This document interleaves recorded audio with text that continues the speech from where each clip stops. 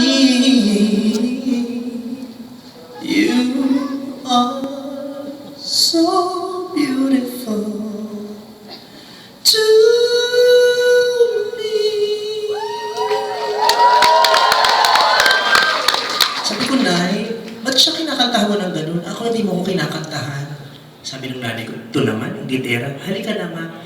Kinuha ko ng nanay ko, itinabi ko sa kapatid ko. Tapos kumanta siya. Tale as old as time, so to say the least, both a little scared, neither one prepared, Beauty and the Beast.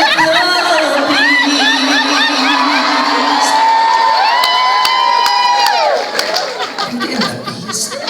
Sabi ko, ba't kaya siya kumanta ng Beauty and the Beast? Alam ko na. Siguro ang pangit ng kapatid ko.